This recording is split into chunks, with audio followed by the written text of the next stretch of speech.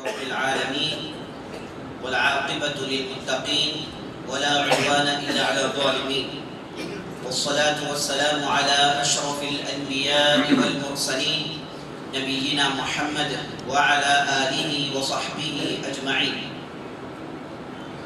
أما بعد، فقال الله تبارك وتعالى: إلا تنصروه فقد نصره الله إذ أخرجه الذين كفروا ثاني اثنين إذ هما في الغار إذ يقول لصاحبه لا تحزن إن الله معنا. تمام قسم کی تعریفیں، بڑائی اور کبریائی اللہ رب العزت کے لیے ہے، جو ہمارا حقیقی مالک ہے، حقیقی خالق ہے، حقیقی مدبر ہے۔ لاکھوں کروڑوں درود و سلام ہو سرور کائنات فخر موجودات احمد مجتبی محمد مصطفیٰ صلی اللہ علیہ وسلم پر، جنہیں اللہ تعالیٰ نے سارے کائنات کے لیے رحمت بنا کر مبعوث کیا۔ عزیز دوستوں، پیارے ساتھیوں، بزرگوں، ماؤں، بہنوں اور خواتین اسلام، آج سے ہم انشاءاللہ ایک سلسلہ شروع کرنے والے ہیں۔ وہ سلسلہ ہے خلفائے راشدین، ابوبکر صدیق رضی اللہ عنہ، عمر، عثمان، علی، ان لوگوں کی زندگی سلسلے وار پیش کرنے کی ہم کوشش کریں گے۔ اس چیز کو مد نظر رکھتے ہوئے آج ہم سب سے پہلے خلیفۃ الرسول صلی اللہ علیہ وسلم ابوبکر صدیق رضی اللہ عنہ کی زندگی کے چند اہم گوشوں پر، پہلوؤں پر روشنی ڈالنے کی کوشش کریں گے۔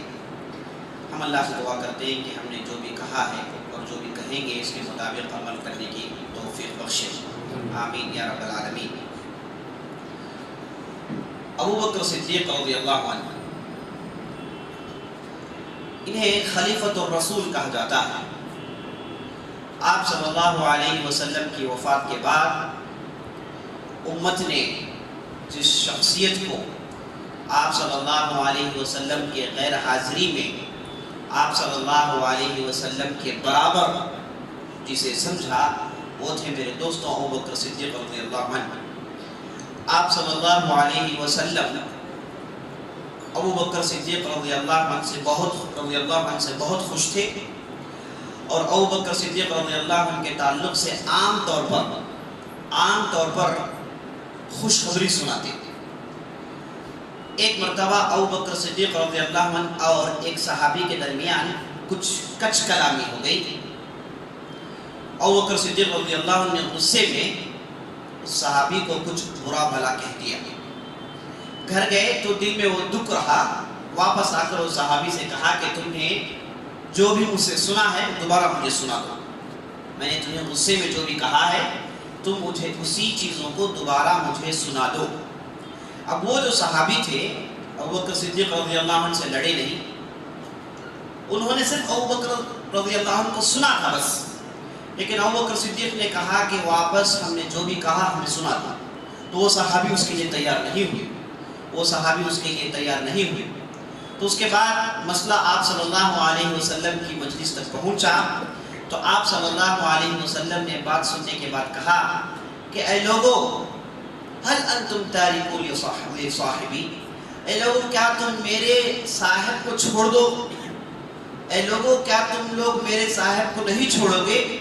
یہ میرا صاحب ہے، تم انہیں تکلیف مت دو۔ یہ وہ ہے جس نے لوگوں نے جب جھٹلایا تو میری تصدیق کی، یہ وہ ہے جس نے اپنا پورا مال اللہ کی راہ میں خرچ کیا، یہ وہ ہے جو میرے ساتھ ہر لمحے ساتھ رہا، یہ وہ ہے جس نے حق کے لیے اپنا سب کچھ تج دیا۔ یہ کہہ کہ آپ صلی اللہ علیہ وسلم بہت دیر تک بے قراری کا اظہار کرتے رہے، یہاں تک کہ صحابہ کے آنکھوں سے آنسو آنے لگے۔ سب نے مل کر نبی صلی اللہ علیہ وسلم کو راضی کروایا، اور اس کے بعد ابوبکر صدیق رضی اللہ عنہ کو راضی کروایا۔ اس واقعے سے میرے دوست ابوبکر صدیق رضی اللہ عنہ کا مرتبہ آپ صلی اللہ علیہ وسلم کی نظر میں کتنا تھا معلوم ہوتا ہے۔ اور آپ صلی اللہ علیہ وسلم ایک حدیث میں کہتے ہیں، اگر میں کسی کو میرا خلیل بناتا اللہ کے علاوہ تو میں ابوبکر صدیق رضی اللہ عنہ کو بناتا۔ خلیل کہتے ہیں میرے دوستو گہرے دوست کو، ایسا دوست جو بالکل دل کے قریب ہے اسے کہتے ہیں خلیل۔ نبی صلی اللہ علیہ وسلم کہتے ہیں میں نے میرے اللہ کو خلیل بنایا ہے، اگر میں اللہ کو خلیل نہیں بناتا میں ابو بکر صدیق کو ضرور میرا خلیل بناتا۔ اس سے معلوم ہوتا ہے کہ ابو بکر صدیق رضی اللہ عنہ کا کتنا بڑا مرتبہ آپ صلی اللہ علیہ وسلم کے پاس تھا۔ اور آپ صلی اللہ علیہ وسلم عام طور پر کہا کرتے کہ مجھ پر جن لوگوں نے احسانات کیے ان کا میں نے بدلہ دنیا میں دے دیا، ان کا بدلہ میں نے دنیا میں ادا کر دیا، کسی کا بھی احسان مجھ پر نہیں ہے سوائے ابو بکر صدیق کے۔ ان کے اتنے احسانات ہیں کہ ان کے احسانات کا میں بدلہ دنیا میں دے نہیں سکتا، میں ان کے احسانات کا بدلہ دنیا میں دے نہیں سکتا، میں ان کے احسانات کا بدلہ دنیا میں دے نہیں سکتا۔ آپ صلی اللہ علیہ وسلم ایک دوسری حدیث میں کہتے ہیں کہ مال جس کا سب سے زیادہ اسلام کو فائدہ پہنچایا، جس شخصیت کا مال جو اسلام کو سب سے زیادہ نفع پہنچایا، وہ ابو بکر صدیق رضی اللہ عنہ کا مال ہے، اور جیسا کسی دوسرے کا مال اتنا فائدہ نہیں پہنچایا۔ اور آپ صلی اللہ علیہ وسلم نے ابو بکر صدیق کو دیکھ کر کہا کہ جیسے تم میرے ساتھ اس دنیا میں رہے، جیسے تم میرے ساتھ اس دنیا میں رہے، میں اللہ سے امید کرتا ہوں کہ تم آب کوثر میں بھی میرے ساتھ رہو گے۔ جب کوثر میں ٹھہر کر میں لوگوں کو پانی تقسیم کروں گا تو اس وقت بھی تم میرے ساتھ اسی طریقے سے رہو گے جیسی دنیا میں تم میرے ساتھ رہتے تھے۔ اور صحابہ کہتے ہیں کہ عام طور پر نبی صلی اللہ علیہ وسلم کی زبان سے ہم سنتے کہ خرجت انا و ابو بکر و عمر، نکلے میں ابو بکر عمر، داخل ہوئے میں ابو بکر عمر۔ تو ابو بکر عمر آپ صلی اللہ علیہ وسلم کی زبانی میں عام طور پر جاری تھا۔ ایک صحابی آ کر آپ صلی اللہ علیہ وسلم کو خبر دیے کہ میں ایک گائے تھی، اس پر میں نے بوجھ ڈال دی اور اس کے بعد اس گائے کو میں نے چرانا چاہا، تو گائے نے پلٹ کر کہا کہ اے آدمی، میں اس کے لیے پیدا نہیں کی گئی، میں اس کے لیے پیدا نہیں کی گئی۔ گائے نے کچھ کہا تو صحابی آ کر نبی صلی اللہ علیہ وسلم کو خبر دیے تو صحابہ تعجب میں پڑ گئے۔ نبی صلی اللہ علیہ وسلم نے کہا کہ کوئی مانے یا نہ مانے لیکن میں اور ابو بکر اسے مانتے ہیں، میں اور ابو بکر صدیق رضی اللہ عنہ اسے مانتے ہیں۔ تو آپ صلی اللہ علیہ وسلم ابو بکر صدیق رضی اللہ عنہ کا نام اتنا لیتے تھے اور اتنے مرتبہ دہراتے تھے کہ ساری دنیا کو معلوم ہو گیا کہ آپ صلی اللہ علیہ وسلم کے قائم مقام، آپ صلی اللہ علیہ وسلم کے شاہ نشان اگر کوئی شخصیت ہے تو وہ تھے ابو بکر صدیق رضی اللہ عنہ۔ اور آپ صلی اللہ علیہ وسلم ایک مرتبہ دعا کرتے ہیں، اے اللہ جنت میں مجھے جو مرتبے دینے والا ہے، جو مجھے خوشیاں ملنے والی ہے، جنت میں میرے لیے جو لذتیں رکھی گئی ہیں، اے اللہ ابو بکر صدیق کو بھی میرے ساتھ اس وقت وہیں رکھنا، ابو بکر صدیق کو بھی وہی مرتبہ دینا۔ یہ محمد رسول اللہ صلی اللہ علیہ وسلم کی دعا تھی۔ اور آپ صلی اللہ علیہ وسلم ایک مرتبہ کہتے ہیں کہ میری امت میں سے سب سے پہلے جنت میں جانے والا ابو بکر صدیق رضی اللہ عنہ ہے، اس امت میں سے سب سے پہلے جنت میں جانے والے ابو بکر صدیق رضی اللہ عنہ ہیں۔ اور آپ صلی اللہ علیہ وسلم ایک مرتبہ مجلس میں بیٹھے اور لوگوں سے پوچھا کہ تم میں سے آج روزے دار کون ہے؟ کسی نے ہاتھ نہیں اٹھایا، ابو بکر صدیق نے ہاتھ اٹھایا۔ آپ صلی اللہ علیہ وسلم نے پوچھا کہ تم میں سے اپنے رشتہ داروں کے ساتھ آج کس نے اچھا سلوک کیا؟ تو کسی نے ہاتھ نہیں اٹھایا، ابو بکر صدیق رضی اللہ عنہ ہاتھ اٹھایا۔ اور آپ صلی اللہ علیہ وسلم نے پوچھا تم میں سے آج کون ہے جس نے صدقہ کیا؟ کسی نے ہاتھ نہیں اٹھایا، ابو بکر صدیق رضی اللہ عنہ ہاتھ اٹھایا۔ اس طریقے سے آپ صلی اللہ علیہ وسلم نے نیکیاں گنی اور پوچھا کہ تم میں سے کون کیا؟ تو صرف ابو بکر صدیق رضی اللہ عنہ ہاتھ اٹھاتے گئے۔ تو آپ صلی اللہ علیہ وسلم نے کہا کہ ایسے آدمی کے لیے دنیا ہی میں جنت واجب ہوگی۔ یہ وہ ہیں جنہیں اللہ نے دنیا ہی میں جنت واجب قرار دی۔ اور آپ صلی اللہ علیہ وسلم نے ایک مرتبہ ابو بکر صدیق کو دیکھ کر کہا تم وہ ہو جسے اللہ نے جہنم سے چھٹکارا دلوا دیا، تم وہ ہو جسے اللہ تعالیٰ نے جہنم سے چھٹکارا دلوا دیا۔ اور اس طریقے سے میرے دوستوں آپ صلی اللہ علیہ وسلم نے ابو بکر صدیق رضی اللہ عنہ کے فضائل میں بہت سارے احادیث سنائے، محدثین نے اسے شمار کیا۔ اور محدثین کہتے ہیں کہ ابو بکر صدیق رضی اللہ عنہ کی فضیلت پر 180 پر ایک حدیث آئے ہیں، 180 پر ایک حدیث میں آپ صلی اللہ علیہ وسلم نے ابو بکر صدیق کی فضیلت سنائی رضی اللہ عنہ۔ اور 80 پر 8 حدیثوں میں 28 حدیثوں میں 80 پر 8 حدیثوں میں ابو بکر اور عمر دونوں کی فضیلتوں کو جوڑ کر ابو بکر نبی صلی اللہ علیہ وسلم نے سنائی، اور 17 حدیثوں میں ابو بکر، عمر، عثمان ان تینوں کو جوڑ کر نبی صلی اللہ علیہ وسلم نے فضیلت سنائی، اور اس کے بعد 14 ایسی حدیثیں ہیں جس میں خلفاء راشدین کی فضیلت آپ صلی اللہ علیہ وسلم نے سنائی۔ اور اسی طریقے سے میرے دوستو بہت ساری حدیثیں جہاں کہیں بھی صحابہ کی فضیلت سنائی جاتی، وہ بیعت رضوان کا واقعہ ہو یا پھر حدیبیہ کا واقعہ ہو یا پھر عثمان کے دم کا بدلہ لینے کا واقعہ ہو، جہاں کہیں بھی آپ صلی اللہ علیہ وسلم نے صحابہ کے لیے فضیلت سنائی، اس میں ابو بکر صدیق سر فہرست داخل ہے میرے دوستو۔ اس ڈھنگ سے ابو بکر صدیق کے تعلق سے آپ صلی اللہ علیہ وسلم ہمیشہ تعریف کیا کرتے تھے۔ ابو بکر صدیق، ان کا نام میرے دوستوں عبداللہ تھا، ان کا نام عبداللہ تھا۔ یہ آپ صلی اللہ علیہ وسلم سے 2 سال کے چھوٹے تھے۔ جب یہ اسلام قبول کیے اس وقت ان کی عمر 30-8 سال کی تھی، 38 کی تھی، اور ان کے والد کا نام تھا عثمان، تو یہ ہوئے عبداللہ بن عثمان، عبداللہ بن عثمان، اور یہ ابو بکر کی کنیت سے مشہور ہوئے، ابو بکر کی کنیت سے مشہور ہوئے۔ بکر نامی ان کا کوئی لڑکا نہیں تھا۔ عام طور پر کنیت جب رکھتا ہے آدمی تو اپنے بچوں میں سے جو بڑا ہے اس کے نام پر کنیت رکھتا ہے۔ مثال کے طور پر ایک آدمی ہے جس کا بڑا لڑکا ہے محمد، تو وہ اپنی کنیت رکھے گا ابو محمد۔ ایک ہے جس کا بڑا لڑکا عبداللہ، وہ اپنی کنیت رکھے گا ابو عبداللہ۔ تو ابو بکر جو ان کی کنیت تھی، بکر نامی ان کا کوئی لڑکا نہیں تھا، لیکن کیوں انہیں ابو بکر کہا گیا؟ تو مورخین نے کہا کہ بکر کے معنی آتے ہیں جلدی کرنا، بکر کے معنی آتے ہیں جلدی کرنا، تو یہ ہر خیر کے معاملات میں آگے آگے رہتے تھے۔ خیر کی بات آ جائے، بھلائی کی بات آ جائے تو آگے آگے رہتے تھے۔ اسلام لانے کے بعد نہیں بلکہ اسلام سے پہلے دور جاہلیت میں بھی یہ اچھائی میں بہت آگے رہتے تھے۔ صلہ رحمی، رشتہ داروں کے حقوق اور مہمان نوازی، تاجروں کے ساتھ اچھا سلوک، تجارت میں سچائی، صداقت، ہر خیر کام میں آگے آگے رہتے تھے۔ تو جاہلیت میں ہی لوگوں نے انہیں ابو بکر کہا، اچھائی کا باپ، اچھائی والا، نیکی والا، صداقت والا۔ تو میرے دوستو یہی سبب ہے ابو بکر کی کنیت کا، ورنہ ان کے جو لڑکے تھے ان میں ایک عبداللہ تھے، ایک عبد الرحمن تھے، ایک محمد تھے، ان میں کوئی بکر نامی کوئی لڑکا ان کا نہیں تھا۔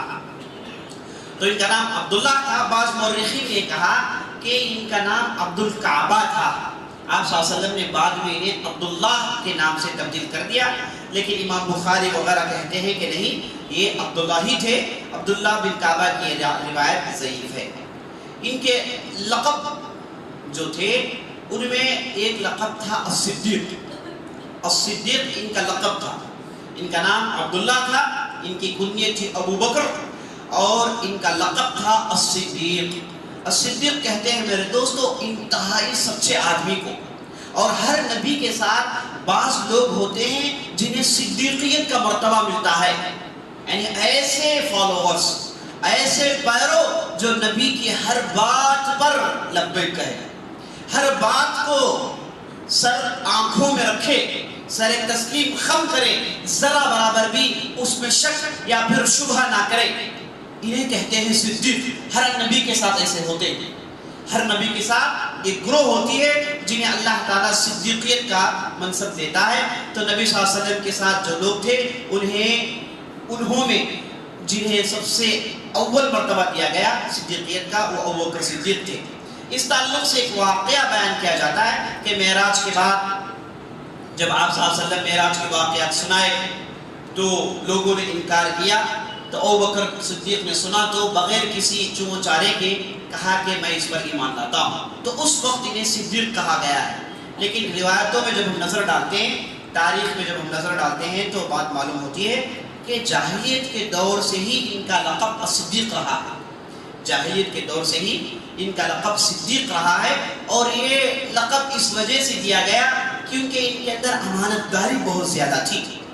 یہ قبیلے بنو تیم سے ان کا تعلق تھا۔ یہ بنو تیم قبیلہ قریش کے کئی قبیلوں میں سے قبیلہ ہے۔ بنو تیم کا قبیلہ قریش کے کئی قبیلے ہیں جو پورے مکے میں آباد تھے، ان میں قبیلہ تھا بنو تیم۔ جیسے بنو مخزوم ایک دوسرا قبیلہ، بنو سہم ایک دوسرا قبیلہ، بنو جمح ایک دوسرا قبیلہ، اور اس کے بعد بنو ہاشم ایک دوسرا قبیلہ، بنو عبد الدار دوسرا قبیلہ. یہ سب قریش تھے. قریش کے اندر ایک مختلف قبائل تھے. تو قریش ہونے کے ناطے پورا مکہ ان کے ہاتھ میں تھا، اور مختلف ذمہ داریاں کسی نہ کسی قبیلے کو دے دی گئی تھی. جیسے بنو مخزوم جو قبیلہ تھا اس کی ذمہ داری تھی کہ لشکر کو تیار کرے، ہتھیار تیار کرے، اگر مکے پر حملہ ہو تو یہ لوگ لشکر تیار کریں. یہ بنو مخزوم کی ذمہ داری تھی. بنو ہاشم کی ذمہ داری یہ تھی کہ وہ حاجیوں کو کھلاتے تھے پلاتے تھے. سقایا و رفادہ، حاجیوں کو کھلائیں پلائیں، حاجیوں کی رہائش کا انتظام کریں، اور وہ مینا جائیں تو ادھر وہاں پر راحت کی سہولتیں پیدا کریں. عرفات جائیں تو پورے دیکھ بھال حاجیوں کی یہ لوگ کرتے تھے. تو اس وجہ سے ان کا بڑا مرتبہ تھا، کافی شہرت تھی، پورا حجاج انہیں جانتے تھے. اور اسی طریقے سے بنو شیبہ ایک قبیلہ تھا جو کعبے کے ذمہ دار تھا. کعبے کی صفائی، کعبے کو پاک صاف کرنا، اور اس کے اندر جو بت ہیں انہیں چڑھاوے چڑھانا، اور ایک کعبے کا جو دروازہ ہے اس کی جو کنجیاں تھیں، چابیاں تھیں، وہ ایک قبیلے کے پاس تھی، بنو شیبہ. اسی طریقے سے بنو ابو بکر رضی اللہ عنہ جس قبیلے سے تعلق رکھتے تھے، جنہیں بنو تیم کہا گیا، یہ قبیلے کی ذمہ داری یہ تھی کہ یہ لوگ اپنے پاس امانت رکھتے تھے. کوئی تاجر مکہ آیا تو وہ ان کے پاس امانت رکھتا، یہ قبیلے کے پاس امانت رکھتا.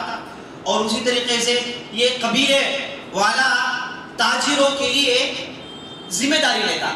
مثال کے طور پر ایک تاجر مکہ آیا، اسے کچھ چیز خریدنی تھی، اس کے پاس پیسے نہیں، اسے قرض کی ضرورت پڑی، تو وہ تاجر کہتا کہ یہ چیز مجھے دے دو، میرے تعلق سے بنو تیم والے ذمہ داری لے لیں گے. تو بنو تیم والے ذمہ داری لے لے تو مکے کا کسی بھی قسم کا تاجر مال دے دیتا تھا. تو اس ڈھنگ سے یہ ذمہ داری تھی ابو بکر صدیق کے قبیلے کی. تو اس وجہ سے، اور یہ قبیلے کے سردار تھے ان کے والد، جن کے تعلق سب سننے والے ہیں، جن کا نام ابو قحافہ تھا، وہ اس قبیلے کے سردار تھے. تو وہ کافی بڑے ہو چکے تھے، تو ابو بکر صدیق یہ پوری ذمہ داری ادا کرتے تھے. اس وجہ سے جاہلیت کے دور سے ہی الصدیق کا لقب ان پر لگ گیا تھا، کیونکہ بڑے انصاف پسند تھے. کسی کا پیسہ 1 روپیہ ادھر ادھر نہیں کرتے، جتنا پیسہ لیتے اور جتنی ذمہ داری لیتے اسے ٹھیک ڈھنگ سے پکا ادا کیا کرتے تھے. تو ایک صدیق کا ایک لقب تھا ان کا.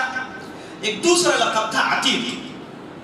2 لقب تھے ان کے، ایک تھا صدیق، ایک دوسرا لقب تھا عتیق. اس تعلق سے حاکم کی روایت ہے، مائی عائشہ کہتی ہیں کہ ایک مرتبہ نبی صلی اللہ علیہ وسلم کے ساتھ چند حضرات بیٹھے تھے.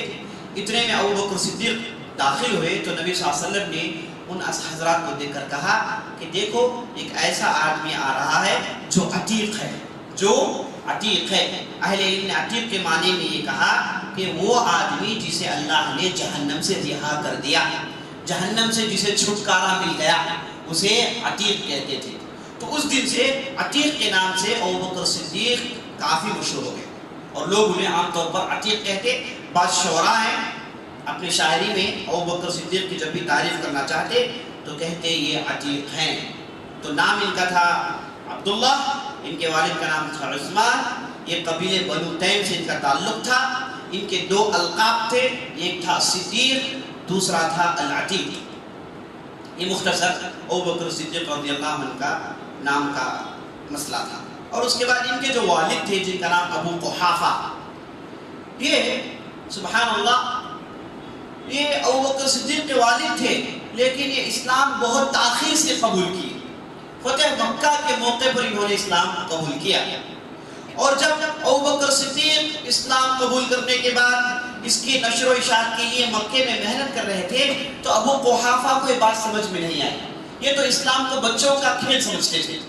بات ان کے ذہن میں بہت دیر کے بعد چڑھی اور فتح مکہ میں انہوں نے اسلام قبول کیا. اور جب نبی صلی اللہ علیہ وسلم مکے میں آئے تو ابو بکر صدیق جا کر اپنے والد کو کھینچ لائے، ابو قحافہ کو کھینچ لائے، اور لا کر آپ صلی اللہ علیہ وسلم کے سامنے بٹھا دیے. بٹھا کر کہا یا رسول اللہ یہ میرے والد ہیں، اسلام قبول کرنا چاہتے ہیں. تو نبی صلی اللہ علیہ وسلم ابو قحافہ کو دیکھ کر اٹھ کر کھڑے ہو گئے اور کہا کہ اگر آپ کہتے تو آپ کے گھر ہم آ جاتے، آپ کہتے تو آپ کے گھر ہم آ جاتے. آپ بڑے میاں کو کیوں تکلیف میں ڈالتی؟ کافی بڑی عمر تھی ان کی، اور ان کے سر کے پورے بال سفید ہو گئے تھے، تو آپ صلی اللہ علیہ وسلم ان کے اسلام کو قبول کرتے ہیں اور ان کے سینے میں ہاتھ رکھ کر بہت دیر تک کچھ پڑھتے ہیں. اس کے بعد ان کے دل میں جو شک و شبہات تھے پورے ختم ہو گئے. اسلام کے تعلق سے انہیں جو ڈاؤٹس تھے پورے ختم ہو گئے، دل ان کا صاف ہو گیا اور اس کے بعد مسلمان ہو گئے. سبحان اللہ میرے دوستو، عجیب و غریب اتفاق. دیکھیے ابوبکر صدیق سب سے پہلے اسلام قبول کرتے ہیں اور ان کے والد جو ان کے ساتھ تھے ابوبکر صدیق کو جانتے تھے. سب کچھ ہونے کے بعد اسلام قبول کرنے میں ان کے لیے 20 سال وقت لگا. 20 سال کی مدت کے بعد یہ مسلمان ہوئے اور مکے میں رہتے تھے. ابوبکر صدیق ہجرت کر کے مدینہ چلے گئے لیکن یہ مکے میں رہتے تھے اور یہ کافی مالدار آدمی تھے. ابوبکر صدیق کے پاس جو تجارت تھی وہ کپڑوں کی تجارت کرتے تھے اور پورے عرب میں مشہور تھے. اتنا سفر کرتے تھے کہ ہر قبیلہ انہیں جانتا تھا اور یہ ہر قبیلے کو جانتے تھے. اور اللہ تعالیٰ نے ان کے والد اور ان کے خاندان سے یہ وراثت یہ ملی کہ یہ لوگ پورے نسابہ ہوا کرتے تھے. نسابہ ان لوگوں کو کہتے ہیں جو نسب جانتے ہیں. اگر کوئی کسی کو کچھ مسئلہ پیش آ گیا کہ وہ معلوم نہیں کہ وہ کس کی اولاد ہے، کس نسب سے اس کا تعلق ہے، تو وہ لوگ بنو تیم کے پاس آتے اور ابوبکر صدیق کے والد کے پاس آتے، ابو قحافہ کے، اور وہ بتاتے کہ یہ صاحب ان کا تعلق فلاں قبیلے سے ہے، یہ فلاں قبیلے سے جا کے مل جانا چاہیے. تو اس حد تک انہیں مہارت تھی اور ابوبکر صدیق نے ان سے یہ مہارت سیکھی. وہ بھی زبردست نسب کا علم رکھتے تھے اور عرب کے چپے چپے سے واقف تھے. پورا عرب انہیں جانتا تھا اور ہر قبیلے کے لہجے سے بھی واقف تھے، ان کی زبان سے بھی واقف تھے. اور ان کی جو والد صاحب کی تجارت تھی، کپڑوں کی تجارت، کافی بڑی تجارت تھی. کہا جاتا ہے کہ جب مدینہ یہ چھوڑ کر گئے تو اپنے ساتھ انہوں نے 40,000 درہم لے کر گئے.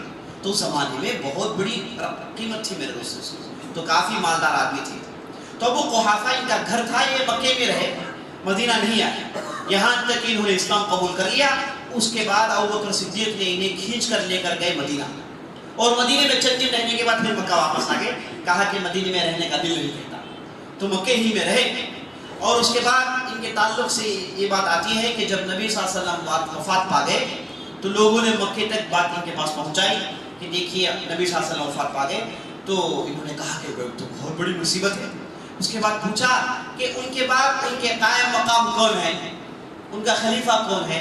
لوگوں نے کہا کہ ان کے خلیفہ آپ کے بیٹے ابوبکر ہیں.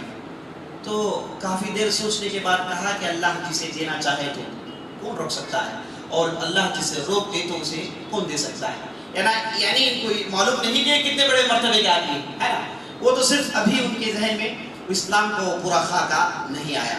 اور سبحان اللہ، یہ ابوبکر صدیق جب خلیفہ بنے تب بھی زندہ تھے، اور ابوبکر صدیق کی وفات کے بعد جب عمر بن خطاب کا زمانہ آیا تب یہ وفات پائے، اس وقت تک زندہ تھے. اللہ نے انہیں کافی لمبی زندگی نصیب کی، تقریباً 100 سال کی تھی جب یہ وفات پائے. اور جب ابوبکر صدیق خلیفہ بن گئے، ایک مرتبہ مکہ آیا، اور مکہ آنے کے بعد اس وقت مکے کے گورنر تھے عتاب بن اسید. انہیں نبی صلی اللہ علیہ وسلم نے گورنر بنایا. فتح مکہ کے بعد عتاب بن اسید کو آپ صلی اللہ علیہ وسلم نے بلا کر کہا کہ مکے کے تم گورنر رہ جاؤ. تو وہ مکے کے گورنر تھے. تو ابوبکر صدیق جب عمرے کے لیے آئے تو عمرہ کرنے کے بعد سیدھے اپنے والد کے گھر گئے. تو والد کے گھر میں جب والد کو دیکھا کہ والد صاحب بیٹھے ہیں، ابوبکر صدیق کے ان کے اندر چلے گئے. ابوبکر صدیق اونٹنی کھڑا کے پیچھے سے گئے، جا کر دیکھا تو والد صاحب ان کے لیے کچھ کھانے کے لیے لا رہے ہیں. یعنی زندگی میں پہلی مرتبہ بیٹے کے لیے وہ کچھ خدمت کر رہے ہیں، ورنہ تو بیٹے کو حساب میں لیتے نہیں تھے. تو ابوبکر صدیق نے جو ہے ابو قحافہ سے کہا کہ آپ بیٹھ جائیں. انہیں چومتے ہیں، کافی ان کی عزت کرتے ہیں. اور جیسے ابوبکر صدیق آ گئے تو مکے کے گورنر آ گئے، بڑے بڑے لوگ سب آ گئے. تو ابو قحافہ نے ان سے پوچھا کہ بھائی آپ لوگ کیوں آ گئے، آپ لوگ پورے کیوں آ گئے. تو لوگوں نے بتایا کہ نہیں، آپ کے لڑکے خلیفہ ہیں، ہے نا، پورے عرب کے خلیفہ ہیں، پورے عرب کے بادشاہ ہیں، تو ہم ان کے ماتحت کام کرتے ہیں، ہے نا. ہم مکے کے گورنر ہیں لیکن ہم ان کے ماتحت ہیں، یہ جو حکم دیتے ہیں اسے نافذ کرتے ہیں، ہے نا. یہاں تک ان کو نہیں معلوم کہ ابوبکر صدیق کون ہے. اور اسی حالت میں میرے دوستوں ابوبکر صدیق کے زمانے کی پوری خلافت دیکھے اور مکے میں رہے. اور اس کے بعد عمر بن خطاب کے زمانے میں وفات پائے. یہ تھے ابو قحافہ، جن کا نام تھا عثمان، لیکن ابو قحافہ سے ان کی کافی شہرت تھی. اور یہ قیافہ شناس تھے. قیافہ شناس مطلب آدمی کو دیکھ کر کہتے ہیں کہ کون سا قبیلے کا ہے. یہ بہت کم ایسے لوگ ہوتے ہیں جنہیں قیافہ شناس کہتے ہیں. آدمی کا چہرہ، اس کے طیور، اس کے ہاتھ پیر دیکھ کر کہتے تھے کہ یہ آدمی عرب کا اس حصے سے اس کا تعلق ہے، اس قبیلے کا یہ ہے۔ یہ عام طور پر اس زمانے میں لوگ رہا کرتے تھے۔ اس کے بعد ابوبکر صدیق کی والدہ جن کا نام تھا ام الخیر، یہ بھی ایک مدت تک اسلام قبول نہیں کی، لیکن یہ اس وقت اسلام قبول کی جس کے تعلق سے آپ نے کل جو آپ نے واقعہ سنا کہ ابوبکر صدیق کو پیٹا گیا، اور نبی صلی اللہ علیہ وسلم جب کعبے میں تھے تو مشرکین جمع ہو گئے، آپ صلی اللہ علیہ وسلم پر پل پڑے تو ابوبکر صدیق بچانے کے لیے گئے تو انہیں بھی کافی ان لوگوں نے پیٹا، اور اس کے بعد ابوبکر صدیق گھر چلے گئے۔ تو اس کے بعد ابوبکر صدیق نبی صلی اللہ علیہ وسلم کی زیارت کے لیے جاتے ہیں، ہے نا، اس وقت ان کے ساتھ ان کی والدہ ام الخیر رہتی ہے، والدہ کے ساتھ جاتے ہیں۔ تو ابوبکر صدیق نبی صلی اللہ علیہ وسلم سے کہتے ہیں یا رسول اللہ یہ میری والدہ ہیں، ان کے حق میں آپ دعا کریں۔ تو نبی صلی اللہ علیہ وسلم ہاتھ اٹھا کر دعا کرتے ہیں، تو چند دنوں کے بعد وہ بھی مسلمان ہو جاتی ہیں، اور انہیں بھی اللہ نے لمبی زندگی نصیب کی۔ یہ ان کے شوہر وفات کے چند دنوں کے بعد وفات پائی ہے نا، یہ بھی عمر بن خطاب کے زمانے میں وفات پاتی ہے۔ تو ابوبکر صدیق کے والدین دو بھی زندہ تھے جب وہ وفات پا رہے تھے، تو اللہ تعالیٰ نے ان کے لیے یہ دو دروازے باقی رکھے تاکہ جنت کے پورے اسباب مہیا ہو جائے، ہے نا۔ جس کے والدین ہیں، جیسے نبی صلی اللہ علیہ وسلم نے کہا اگر کسی کے والدین ہیں تو سمجھ لیں کہ جنت کے اس کے پاس دو دروازے ہیں، دو دروازے ہیں، اگر ایک چلے جائے تو کم از کم ایک دروازہ ہے، تو والدین یہ جنت کا راستہ ہے۔ تو اللہ تعالیٰ نے ابوبکر صدیق کے لیے یہ راستہ بھی آسان کر دیا، اور ابوبکر صدیق ان دونوں کی بہت خدمت کرتے تھے، اور مدینے میں ہو کر ان کے لیے ہر انتظام ممکن انتظام کیا کرتے تھے۔ ابوبکر صدیق رضی اللہ عنہ نبی صلی اللہ علیہ وسلم کو اسلام سے پہلے سے جانتے تھے، ہے نا۔ یہاں تک روایتوں میں آتا ہے کہ یہ دو گہرے دوست تھے، 20 سال کی عمر سے ان کی دوستی تھی۔ بعض روایتوں میں آتا ہے کہ بچپن سے دو دوست تھے، کیونکہ دونوں میں مزاج تقریباً ایک تھا، دونوں کے اندر سچائی اور دونوں کے بات چیت کا طریقہ اور تجارت کا طریقہ، پیشہ آپ صلی اللہ علیہ وسلم وہی پیشے کے تھے، یہ بھی یہی پیشے کے تھے، تو اس وجہ سے بچپن سے ان دونوں کے درمیان گہری دوستی تھی، اور بچپن سے یہ ان کے گھر جائیں وہ ان کے گھر آئیں، گویا کہ دونوں فیملی فرینڈز تھے، بچپن سے ان کا گہرا تعلق تھا، اور دونوں ساتھ مل کے سفر بہت کرتے تھے۔ اور شام کے لیے جب آپ صلی اللہ علیہ وسلم سفر میں جاتے تو ساتھ ہمیشہ ابوبکر رضی اللہ عنہ رہتے، اور جب آپ صلی اللہ علیہ وسلم ابو طالب کے ساتھ سفر کیے اور شام پہنچے، وہاں پر راہب سے ملاقات ہوئی، ایک راہب جس کا نام تھا بحیرہ، جس نے آپ صلی اللہ علیہ وسلم کو دیکھ کر کہا کہ یہ بچہ نبی ہے۔ تو مورخین کہتے ہیں کہ اس وقت ابوبکر صدیق بھی ساتھ تھے۔ واقعہ یہ تھا کہ جب آپ صلی اللہ علیہ وسلم ابو طالب سب پڑاؤ ڈال کر ایک جگہ پانی کی تلاش میں ادھر ادھر نکلے تو ایک راہب نکل آیا، تو اس نے دور سے دیکھ کر اس جھاڑی کے پاس جو لوگ بیٹھے تھے انہیں بلایا، تو ابو طالب گئے، بعض روایتوں کے مطابق ابوبکر بھی ساتھ تھے۔ تو راہب نے بلا کر پوچھا کہ یہ جھاڑی تلے جو صاحب بیٹھے ہیں ان کا نام کیا ہے، کون ہے؟ تو ابو طالب نے کہا کہ یہ میرا بھتیجا ہے، ہم لوگ سب عرب سے آئے ہیں۔ تو اس راہب نے پوچھا کہ عرب سے کہاں سے آئے ہیں تم لوگ؟ تو راہب جواب دیے، کہا کہ ہم لوگ حرم سے آئے ہیں، ہم اہل الحرم ہیں، مکہ والے ہیں۔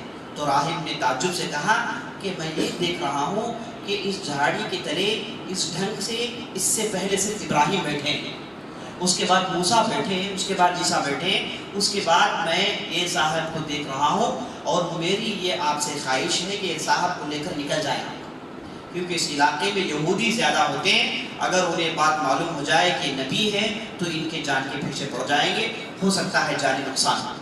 تو اس کے بعد ابو طالب نے فوراً نبی صلی اللہ علیہ وسلم کو لے کر واپس حرم آ گئے۔ تو کہا جاتا ہے کہ اس وقت ابوبکر صدیق رضی اللہ عنہ بھی ساتھ رہے۔ ابوبکر صدیق کہتے ہیں کہ ایک مرتبہ میرے ساتھی امیہ بن ابی صلت ایک صاحب ہے، مشرکین میں سے ہیں، ان کے ساتھ میں حرم میں بیٹھ کر گفتگو کر رہا تھا، اتنے میں ایک صاحب اٹھ کر آئے، وہ صاحب میرے ساتھی سے گفتگو کرنے لگے، گویا کہ پہلے سے کچھ چل رہا تھا ان کے درمیان۔ وہ آ کر کہنے لگے کہ دیکھو میں نے تمہیں جو کہا بالکل سچ کہا، اسی عرب کی زمین سے نبی نکلنے والا ہے۔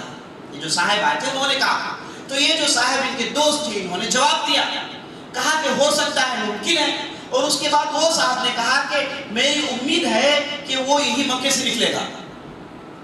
تو ابوبکر صدیق نے ان دونوں کی گفتگو سنی، تو ابوبکر صدیق کہتے ہیں کہ میں نے زندگی میں پہلی مرتبہ لفظ نبی سنا، اس کے بعد میں نے اس تعلق سے تحقیق کی، ہمارے خاندان میں ایک صاحب تھے جن کا نام تھا ورقہ بن نوفل، جن کے تعلق سے جانتے ہیں، اور ایک ہی قبیلے سے تھا تعلق ہوتا۔ تو ابو بکر کہتے ہیں کہ میں ورقہ بن نوفل کے پاس گیا، جا کر چاہا کہ تفصیل جمع کروں۔ میں جا کر ان سے پوچھا کہ یہ نبی کون ہوتا ہے؟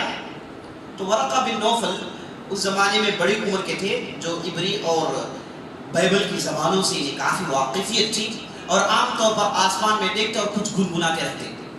ابو بکر صدیق نے کہا کہ میں نے ان سے پوچھا کہ نبی کون ہے؟ تو ورقہ بن نوفل نے کہا کہ نبی وہ ہے جو اللہ کی طرف سے آتا ہے۔ اس کے بعد میں نے پوچھا کہ کیا کوئی نبی آنے والا ہے؟ تو ورقہ بن نوفل نے کہا کہ ہاں آنے والا ہے، ہم اسی انتظار میں۔ اور یہ سارے یہود اور عیسائیوں کو معلوم ہے کہ نبی آخر الزمان آنے والے ہیں، اور ان کا ظہور ہوگا مکے سے، ان کا ظہور ہوگا وسط عرب سے، عرب کے بیچ میں سے۔ تو ہم جس علاقے میں ہیں یہ عرب کا بالکل بیچ کا علاقہ ہے، اور امید ہے کہ ان قریب نبی نکلنے والا ہے۔ تو ابو بکر صدیق کہتے ہیں کہ اس وقت سے مجھے نبی کے تعلق سے معلومات تھے، اور ایک نبی آخری زمان آنے والا ہے اس تعلق سے بھی مجھے معلومات تھے۔ اور بعض مورخین لکھتے ہیں کہ ابو بکر صدیق عام طور پر اس زمانے میں یہ خواب دیکھتے تھے کہ آسمان کا چاند ٹوٹا، اور ٹوٹ کر ہر گھر میں داخل ہو گیا، مکے کے ہر گھر میں داخل ہو گیا۔ تو انہوں نے جب تعبیر پوچھی تو لوگوں نے کہا کہ عنقریب ایک زبردست ہنگامہ، ایک زبردست انقلاب مکے میں آنے والا ہے، جس کے ذریعے سے پورا مکہ چکا چوند ہونے والا ہے، پورا مکہ اس انقلاب کے زد میں آنے والا ہے، اور ہو سکتا ہے کہ ایک نبی کا بھی ظہور ہو۔ تو یہ چند دھندلی باتیں ابو بکر صدیق رضی اللہ عنہ کے ذہن میں تھی اسلام آنے سے پہلے۔ اور جیسے آپ نے سنا زبردست تاجر تھے، آپ صلی اللہ علیہ وسلم سے عام طور پر ان کی بیٹھک تھی، اور آپ صلی اللہ علیہ وسلم کی شہرت، آپ صلی اللہ علیہ وسلم کا امین کہنا، آپ صلی اللہ علیہ وسلم کا صادق کہنا، یہ سب چیزوں سے یہ واقف تھے۔ گویا کہ آپ صلی اللہ علیہ وسلم کے سب سے قریبی آدمی جو پوری تفصیل جانتے تھے۔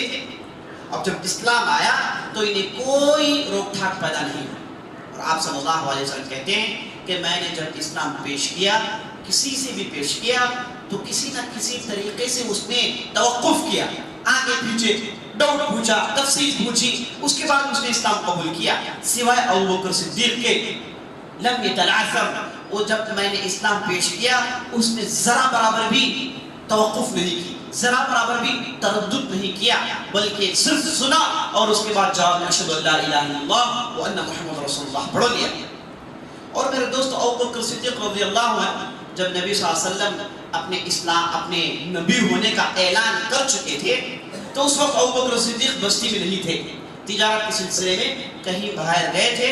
تو واپس جب آئے، ابو بکر صدیق کہتے ہیں واپس جب میں آیا، آ کر اپنے گھر گیا تو میرے بعض قبائل والے آئے، آ کر کہنے لگے کہ میں نے ایک آدمی کو دیکھا جو حرم میں ٹھہر کر کہتا ہے کہ میں اللہ کا ایلچی ہوں، اللہ کی طرف سے بھیجا گیا نبی ہوں۔ تو ابو بکر صدیق نے تعجب سے، ان کے ذہن میں جو پرانی باتیں تھی پوری باتیں کھٹکنے لگی، اور ابو بکر صدیق کہتے ہیں کہ میں نے تعجب سے پوچھا کہ وہ آدمی کون تھے؟ تو میرے قبائل والوں نے کہا کہ وہ آپ ہی کے دوست محمد ہیں، آپ ہی کے دوست جن کے ساتھ آپ اٹھتے بیٹھتے ہیں وہی ہیں جنہوں نے نبوت کا دعویٰ کیا ہے۔ تو انہوں نے پوچھا کہ کیا محمد نے کہا ہے؟ انہوں نے کہا کہ ہاں یہی کہا ہے۔ تو سیدھے نبی صلی اللہ علیہ وسلم کے گھر جاتے ہیں، جا کر گھر میں دستک دیتے ہیں، تو آپ صلی اللہ علیہ وسلم دروازہ کھول کر باہر آتے ہیں۔ تو ابو بکر صدیق کہتے ہیں کہ میں نے آپ کے تعلق سے ایک نئی بات سنی، کیا یہ صحیح ہے؟ نبی صلی اللہ علیہ وسلم کہتے ہیں کہ تم نے کون سی بات سنی، کس تعلق سے تصدیق کروانا چاہتے ہو؟ ابو بکر صدیق نے کہا کہ میں نے سنا ہے کہ آپ نے نبی ہونے کا دعویٰ کیا ہے، آپ نے کہا کہ آپ کو اللہ نے نبی بنایا ہے، کیا یہ بات صحیح ہے؟ تو نبی صلی اللہ علیہ وسلم کہتے ہیں کہ ہاں یہ بات بالکل صحیح ہے، اللہ نے مجھے نبی بنایا ہے، اللہ نے مجھے ساری دنیا کے لوگوں کے لیے نبی بنایا ہے۔ میرے دوستو تھوڑا تصور کریں، اگر ہمارے معاشرے میں کوئی آ کر یہ کہے کہ میں نبی ہوں تو ہم اسے پاگل کہیں گے، ہے نا، بلکہ کہنا چاہیے۔ اپنے آپ کو نبی کہنا اور اپنے آپ کو رسول کہنا، اللہ کا پیغمبر کہنا، یہ معمولی چیز نہیں تھی میرے دوستو، وہ بھی اس ماحول میں، گویا کہ یہ بہت بڑی چیز تھی۔ اسی لیے انبیاء ہوتے ہیں، معمولی لوگ نبی ہو نہیں سکتے، ان کے اندر بہت زیادہ عزم ہوتا ہے اور ان کے ذہن بہت پختہ ہوتے ہیں، اور اسی لیے اللہ تعالیٰ نبی کو 40 عمر میں بناتا ہے تاکہ ذہن اور دماغ ان کا پختہ رہے اور جو بھی پیغام دیا جائے ڈٹ کر سنائے. تو آپ صلی اللہ علیہ وسلم نے ڈٹ کر کہا کہ ہاں میں نے نبی کا دعویٰ کیا ہے, اللہ نے مجھے نبی بنایا ہے. تو ابو بکر صدیق کہتے ہیں اگر آپ یہ کہتے ہیں تو مجھے ماننے میں کوئی تعمل نہیں. یہ کہہ کے آپ صلی اللہ علیہ وسلم کی گھر کے دہلیز میں اشہد ان لا الہ الا اللہ وان محمد رسول اللہ کہہ کے مسلمان ہو جاتے ہیں. اور جس دن سے مسلمان ہوئے اب ان کی پوری کایا پلٹ گئی, پوری زندگی تبدیل ہو گئی ہے نا. گویا کہ ان کی زندگی میں عجیب و غریب روشنی آ گئی. اب صرف اس طاق میں ہے, اس کوشش میں ہے کہ یہ جو جماعت کے حصہ بن گئے ہیں اس جماعت کی تعداد کو کیسے بڑھائیں. تو رات دن اسی کی محنت کرتے. جس دن یہ مسلمان ہوئے دوسرے دن 6 لوگوں کو لے کر آتے ہیں آپ صلی اللہ علیہ وسلم کے پاس. عثمان رضی اللہ عنہ ہے نا, کون ہے یہ سب بات کے بڑے بڑے لوگ ہیں. عثمان رضی اللہ عنہ, عبد الرحمن بن عوف, زبیر بن عوام, طلحہ بن عبید اللہ, سعید بن زید, خالد بن سعید, یہ سب بڑے بڑے لوگ ہیں. 6 لوگوں کو نبی صلی اللہ علیہ وسلم کی مجلس میں لاتے ہیں اور سب سے اسلام قبول کرواتے ہیں. عثمان رضی اللہ عنہ کہتے ہیں کہ میں میرے گھر میں بیٹھا تھا تو اتنے میں میرے گھر والوں نے کہا کہ مکہ تو ہنگامہ بھر گیا ہے, مکے میں ایک نیا پیغمبر کا دعویٰ کر رہا ہے, لوگ ادھر ادھر دوڑ رہے ہیں, مکے میں کھلبلی مچی ہوئی. تو عثمان رضی اللہ عنہ نے کہا کہ کیا معاملہ ہے. تو انہیں معلوم ہوا کہ ایسی تفسیر ہے. تو عثمان اٹھے اور ابو بکر صدیق سے کافی دوستی تھی, سیدھے ابو بکر صدیق کے پاس گئے, جا کر پوچھا کہ کیا معاملہ ہے, کیا ہو رہا ہے. تو ابو بکر صدیق نے کہا کہ دیکھو ایک اللہ نے ایک نبی بھیجا ہے ہماری ہدایت کے لیے, وہ نبی و آخر الزمان ہے اور ہمارے درمیان رہتے ہیں, وہ ہے محمد رسول اللہ, تم چلو میرے ساتھ چل کر اسلام قبول کرو. عثمان رضی اللہ عنہ کہتے ہیں کہ میں نے ابو بکر صدیق سے جب گفتگو کر لی تو ان سے بہتر کوئی آدمی مجھے مکے میں نظر نہیں آیا. جب انہوں نے تصدیق کا مہر لگا دیا تو اب مجھے کوئی تعامل کی بات نہیں رہی, سیدھے گیا میں اور محمد رسول اللہ پر ایمان لا لیا. اور طلحہ بن عبید اللہ کہتے ہیں کہ میں اس وقت شام میں تھا, مجھے خبر ملی کہ مکے میں ایک آدمی ہے جو نبوت کا دعویٰ کر رہا ہے اور پورا مکہ جل رہا ہے. تو طلحہ بن عبید اللہ نے اپنی تجارت چھوڑی, سیدھا مکہ آیا اور مکہ آنے کے بعد طلحہ بن عبید اللہ ابو بکر سے واقف تھے. دیکھیے کتنے لوگ ہیں, یہ سب ابو بکر کے گہرے دوست ہیں رضی اللہ عنہ, سب آپس میں مل بیٹھتے, ایک ہی پیشہ رکھنے والے, ایک ہی تجارت میں اور ایک ہی جگہ بیٹھنے والے تھے.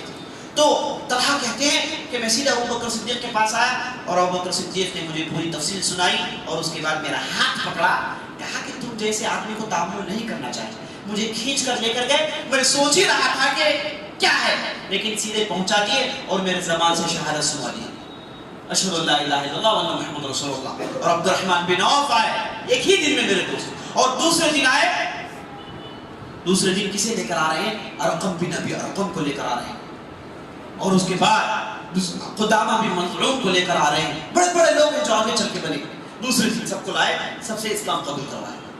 اور اس کے بعد میرے دوستوں جیسے ہی انہوں نے اسلام کے لیے محنتیں شروع کر لی تو ان کے سامنے موت آ کر کھڑی ہو گئی. اب مخالفتیں بطور پہاڑ ان کے سامنے آ گئی اور روزانہ ان کا پیش آیا تھا کہ انہوں نے جو بھی دولت جمع کی روزانہ نکلتے اسلام کے راہ میں خرچ کرتے, اور یہ جو غلاموں کو ان کے سامنے پیٹا جاتا اسے دیکھ کر ان کا دل پانی پانی ہو جاتا, زار و قطار روتے. اور جب بھی بلال بن ابی رباح کو دیکھتے جن کے اوپر امیہ بن خلف جو ظلم کرتا, دیکھ کر ان کا دل پاش پاش ہو جاتا.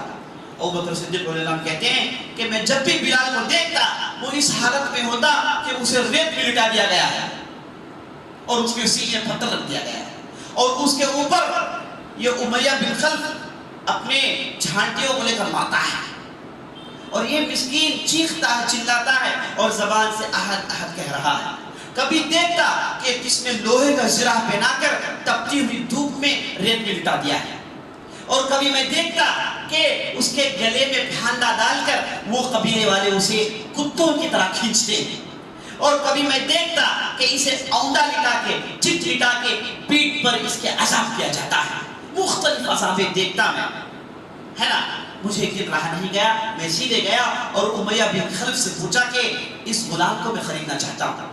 امیہ بن خلف کے ہوش و حواس میں بات نہیں تھی کہ اس غلام کو بھی کوئی خرید سکتا ہے, یہ تو کالا کلوٹا حبشی ہے, اسے کوئی خریدتا نہیں, اسے کچھ بھی آتا بھی نہیں. تو ابو بکر صدیق گئے, جا کر امیہ بن خلف سے پوچھے کہ میں اسے خریدنا چاہتا ہوں. امیہ بن خلف کو معلوم ہو گیا خریدنے کی وجہ اسلام ہے، ابوبکر صدیق مسلمان ہے اور یہ بھی مسلمان ہو گیا ہے، تو اس وجہ سے ابوبکر صدیق خریدنا چاہتے ہیں، تو اس نے دگنا چگنا کہا ہے نا، جو غلام کی جو قیمت تھی اس سے دگنا چگنا بڑھا کر قیمت بتایا، تو ابوبکر صدیق نے بغیر کسی چوں چارہ کے کہا کہ ٹھیک ہے میں خریدنے کے لیے تیار ہوں۔ تو اس زمانے میں 40 اوقیہ لگ بھگ سمجھیے کہ 10,000 درہم کے برابر اس زمانے میں، تو یہ قیمت ادا کر کے بلال رضی اللہ عنہ کو خرید کے رہا کرتے ہیں۔ روزانہ یہی کام، روزانہ نکلتے جسے کسی بھی دیکھتے کہ پریشانی میں ہے اس کی فوراً مدد کرتے، اپنی تجارت چھوڑ دیے، اپنے گھر والوں کو بلا دیا، اب صرف انہیں ایک چیز لگی ہوئی ہے، وہ یہ ہے کہ میں کیسے اس اسلام کی خدمت کروں۔ میرے دوست اس زمانے میں آپ تصور کریں، ابھی نیا نیا دین آیا ہے، ابھی ایک صاحب ہے جنہوں نے نبی ہونے کا دعویٰ کیا ہے، ابھی اسلام آیا ہے، لیکن یہ آدمی کے دل میں جذبہ دیکھیے، دین کی خدمت کی جذبہ دیکھیے، وہ اس وجہ سے تھا میرے دوستو۔ آپ صلی اللہ علیہ وسلم روزانہ ان لوگوں کو قرآن سناتے تھے۔ آپ صلی اللہ علیہ وسلم نے ارقم بن ابی ارقم نامی ایک صحابی تھے، ان کے گھر میں ڈیرہ جما لیا تھا، تمام صحابہ کو ادھر جماتے اور صبح شام انہیں قرآن سناتے تھے، اور اس وقت کیسی آیتیں نازل ہو رہی ہیں، اللہ اکبر، ایسی آیتیں کہ سنتے ہی آدمی کے رونگٹے کھڑے ہو جائیں، آدمی کا پورا جسم لرزے میں طاری ہو جائے، پورے رگے اس کی اٹھی کھڑی ہو جائیں، وہ ایسی زبردست آیتیں تھی میرے دوست۔ تو ابوبکر صدیق ان آیتوں کو سنتے تو ان کا ایمان دل سے بھر جاتا، ان کا دل ان کا ایمان سے بھر جاتا، اور اس کے بعد 100% اپنا وقت دین کے لیے لگاتے، اور روزانہ یہی کام ہے۔ اس کے بعد نکلے، عامر بن ابی فہیرہ کو بچایا، اسے خرید کر رہا کیا، انہیں خرید کر رہا کیا۔ اس کے بعد کئی لونڈیوں کو انہوں نے خریدا، تقریباً چند دنوں میں 15 سے 20 لونڈیوں اور غلاموں کو خرید کر کے انہوں نے رہا کیا، اپنا پورا پیسہ اس میں صرف کر دیا۔ اس کے بعد میرے دوستو آپ صلی اللہ علیہ وسلم نے شروع میں خفیہ دعوت کا پروگرام بنایا تھا، چھپ چھپ کے دعوت دیتے تھے۔ جیسے ہی 3 سال گزر گئے، آپ صلی اللہ علیہ وسلم نے علن اعلان دعوت کا سلسلہ شروع کر دیا۔ تو جیسے ہم جانتے ہیں مردوں میں سب سے پہلے اسلام قبول کرنے والا ابوبکر صدیق تھے، عورتوں میں مائی خدیجہ، اور غلاموں میں زید بن حارثہ، اور بچوں میں علی رضی اللہ عنہ۔ اور علی رضی اللہ عنہ سے جب بھی لوگ پوچھتے کہ کون سب سے پہلے اسلام قبول کیے، کہتے کہ ابوبکر صدیق۔ لوگ پوچھتے کہ آپ تو ان سے پہلے مسلمان ہوئے تھے، کہتے کہ نہیں، ابوبکر صدیق اس وقت اسلام قبول کیے جب وہ نوجوان آدمی تھے، میں تو بچہ تھا، میری عمر صرف 8 سال کی تھی، میں گھروں میں رہتا، میرا اسلام قبول کرنا نہیں کرنا اس سے کوئی فرق نہیں پڑتا، لیکن اتنا بڑا تاجر، اتنا بڑا مشہور آدمی جس کا شمار سرداروں میں ہوتا ہے، اس کا اسلام قبول کرنا کچھ معنی رکھتا ہے، اس کی کچھ وقت اور کچھ وزن تھا۔ تو کہتے تھے کہ ابوبکر صدیق کا احسان اس امت پہ بہت زیادہ ہے۔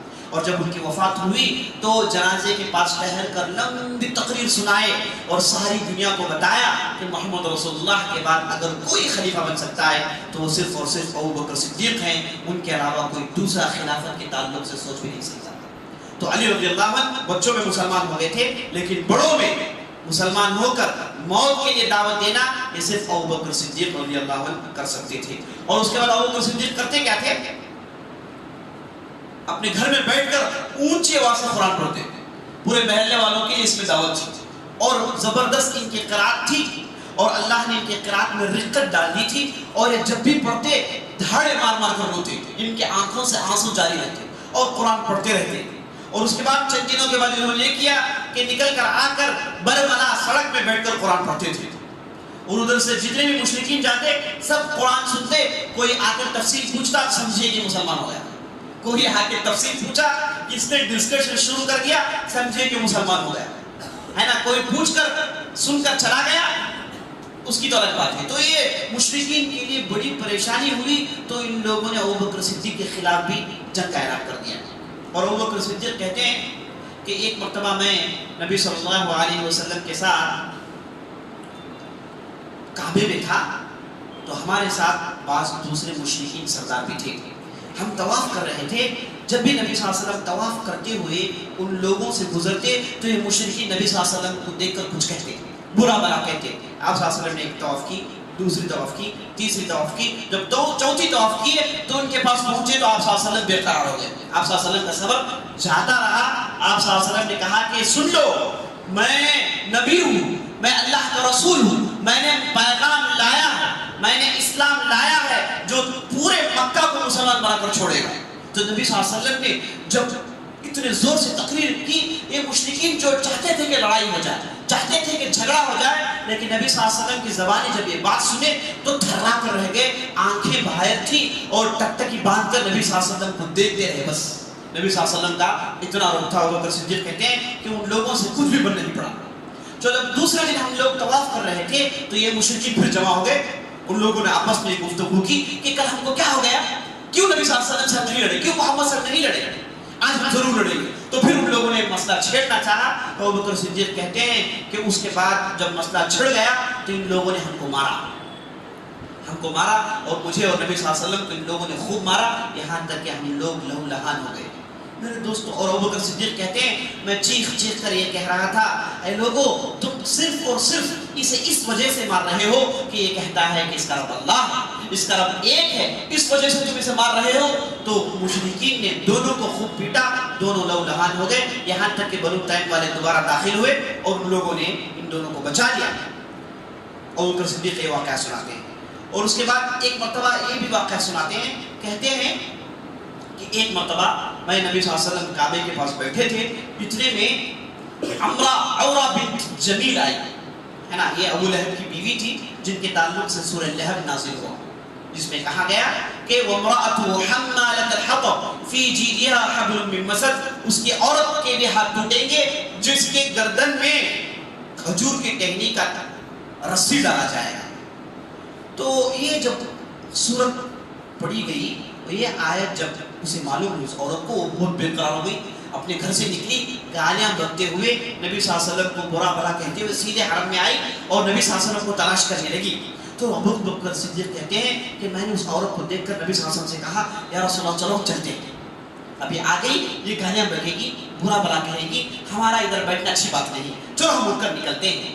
تو نبی صلی اللہ علیہ وسلم نے کہا کہ نہیں بیٹھ جاؤ، وہ مجھے دیکھ نہیں پائے گا۔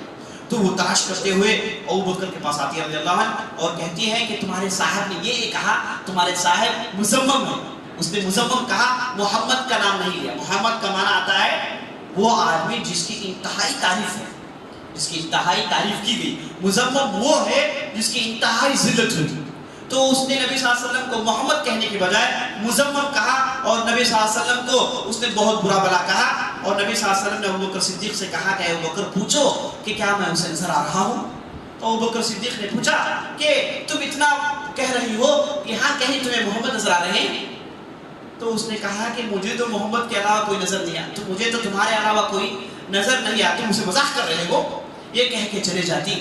اس کے بعد نبی صلی اللہ علیہ وسلم کہتے ہیں کہ دیکھیے اللہ تعالیٰ ہماری کیسے حفاظت کر رہا ہے، اللہ تعالیٰ اس کے نبی کی کیسے حفاظت کر رہا ہے کہ اس کے زبان میں اللہ نے میرا نام نہیں لایا، اس کے زبان میں اللہ نے مزمم لایا، اور اس نے جتنے بھی ایک مزمم کو گالیاں دی، اسی نے مجھے گالیاں نہیں دی، اللہ اس ڈھنگ سے میری حفاظت کرتا ہے۔ اور ابو بکر صدیق میرے دوستوں اتنے سلیم الفطرت آدمی تھے، انہوں نے بچپن سے ہی بت پرستی چھوڑ دی، اور اس کے تعلق سے بعض روایتیں آتی ہیں کہ جب یہ نوجوان ہوئے ان کے والد ابو قحافہ نے انہیں پکڑ کر ایک مندر میں پہنچا کر کہا کہ یہ جو بڑا بت ہے یہی ہمارا خدا ہے، چلو اس کے سامنے سجدہ کرو۔ ابو بکر صدیق نے پلٹ کر اس بت سے پوچھا کہ مجھے بھوک لگ رہی ہے، کیا تم مجھے کھلا سکتے ہو؟ میرے جسم میں کپڑے نہیں ہیں، کیا تم مجھے کپڑے پہنا سکتے ہو؟ تو ابو قحافہ غصہ آیا تو ابو بکر صدیق نیچے سے ڈنڈا اٹھا کے اس جو ہے بت کو مارے، اور اس بت کے اس کے اندر شگافیں نکل آئی اور بت نیچے گر گئے۔ تو ابو قحافہ کو غصہ آیا اور ابو قحافہ نے ابو بکر صدیق کو پیٹا اور گھر لے کر جا کر خوب مارے۔ تو ابو بکر صدیق کی والدہ مسئلے میں دخل اندازی کی، کہا کہ چھوڑو اس کے تعلق سے تم کیوں اتنے پریشان ہوتے ہو، وہ جیسے ہے ویسے چھوڑ دو، اسے پوچھو مت۔ تو اس دن سے پورے قبیلے والے اور پورا مکہ جو بھی کام ابو بکر صدیق کرتے کوئی پوچھتا نہیں تھا، کوئی پوچھتا نہیں تھا۔ تو بچپن سے ہی اللہ تعالیٰ نے بت پرستی سے بچا لیا۔ یہ جب خلیفہ بنے مجلس میں بیٹھ کر لوگوں سے کہتے ہیں کہ لوگوں جان رکھو میں وہ آدمی ہوں جو اب تک میں نے بت پرستی نہیں کی، میں نے جاہلیت میں بت پرستی نہیں کی، نہ اس کے بعد بت پرستی سے میں بچپن سے اللہ تعالیٰ نے مجھے بچا رکھا تھا۔ ایسے معلوم ہوتا ہے کہ یہ زید بن عمر کی دعوت کو سن چکے تھے۔ زید بن عمر جن کے تعلق سے آپ نے کل سنا، وہ آدمی جو دین ابراہیمی میں تھے، ان کی دعوت بعض لوگ قبول کر چکے تھے، ایسے معلوم ہوتا ہے۔ ابو بکر صدیق بھی ان کی دعوت پر اسی وقت لبیک کر چکے تھے۔ اور بچپن سے ہی انہوں نے زندگی میں شراب نہیں پی. مکے میں رہ کر شراب نہیں پینا یہ ممکن نہیں میرے دوست ہے نا. عرب ان کے پاس شراب پانی کے برابر ہے, بغیر شراب کی ان کی زندگی نہیں ہوتی تھی میرے دوستوں. لیکن ابو بکر صدیق کہتے ہیں کہ میں نے جتنے بھی شرابیوں کو دیکھا سب کو پاگل پایا. ایک مرتبہ میں نے ایک آدمی کو دیکھا شراب پی کر گندگی میں لوٹ رہا ہے, تب سے میں نے قسم اٹھا لی کہ زندگی میں کبھی بھی شراب کی طرف پلٹ کر نہیں دیکھوں گا. تو شراب پینے والا آدمی میرے دوستوں پاگل ہو جاتا ہے نا. سب سے بڑا بیوقوف آدمی ہے, پیسے دے کے پاگل پن خریدے ہے نا. پیسے دے کے جا کے اپنی کمائی جو بھی وہ کماتا ہے لے کر جاتا ہے, جا کر دکان میں دے کے ایک ایسا پانی لے کر پیتا ہے جو اسے ننگا بے حیا پاگل بناتا ہے. اس سے بڑا بیوقوف دنیا میں کوئی نہیں ہے نا. تو اسی لیے نبی صلی اللہ علیہ وسلم نے حدیث میں کہا جو لوگ شرابی ہیں انہیں جہنم میں طینۃ الخبال پلایا جائے گا. صحابہ نے پوچھا یا رسول اللہ یہ طینۃ الخبال کیا چیز ہے؟ نبی صلی اللہ علیہ وسلم نے کہا طینۃ الخبال وہ پانی ہے جو جہنمیوں کے جسم سے نکلے گا پیپ کی شکل میں, خون کی شکل میں. جب انہیں چلایا جائے گا تو ان کے منہ سے, کان سے, جسم سے یہ پانی نکل کر ایک جگہ جمع ہو جائے گا. اسے طینۃ الخبال کہتے ہیں اور جہنمیوں کو اس پانی کو پلایا جائے گا. نعوذ باللہ. اور نبی صلی اللہ علیہ وسلم نے حدیث میں کہا جو آدمی شراب کا ایڈکٹ ہے اس کے نمازیں قبول نہیں ہوتی. نعوذ باللہ. اللہ تعالیٰ ہمیں ان چیزوں سے محفوظ رکھے. تو اللہ تعالیٰ نے ابو بکر صدیق کو پہلے سے ہی شراب کے ان معاملات سے محفوظ رکھا. انشاءاللہ کل اس تعلق سے اور باتیں آئے گی. ہم اللہ سے دعا کرتے ہیں کہ ہمیں جو بھی کہا جو بھی سنا اس کے مطابق عمل کرنے کی توفیق بخشے. سبحان ربک رب العزۃ عما یصفون وسلام علی المرسلین والحمد للہ رب العالمین.